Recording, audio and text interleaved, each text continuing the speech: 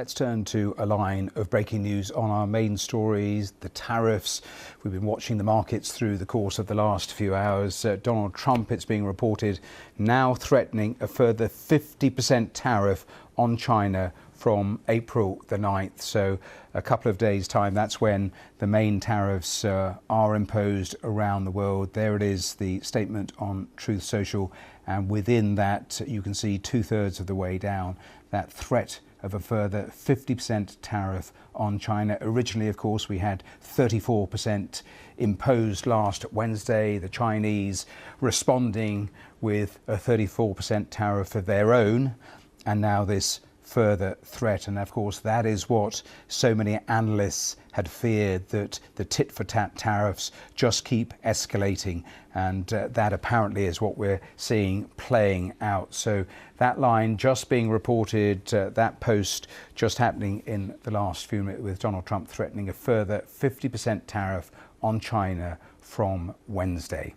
Welcome to Business Today. I'm Tanya Beckett. It's good to have you with us. Well, we start on Wall Street, where markets have had a bit of a roller coaster ride. All three main indices opened firmly in the red, but then suddenly reversed course and moved sharply higher after the White House economic advisor, Kevin Hassett, said in an interview that President Donald Trump was considering a 90-day tariff pause on all countries except China. But the joy was rather short-lived. Markets then fell again after the White House denied the story.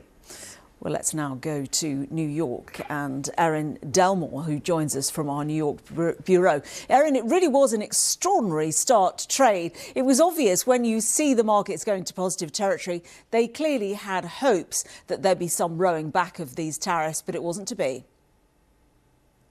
Tanya, that's exactly right. This whipsaw we're seeing, this yo-yoing in the numbers, is really just demonstrative of everyone waiting on tenterhooks here for any news, any reliable news, hopefully any good news. So, yes, when that one small comment came out that was portrayed in media to be as favorable, you know, reportedly it had been an extension on tariffs, a reprieve.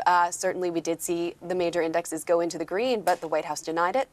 And here we are back again. I mean, we see the Dow down now some 700 points, down close to 2%. The S&P down around 1.25%. The NASDAQ down nearly 1%. And again, it's just such a volatile start to this trading week on this Monday morning here in New York.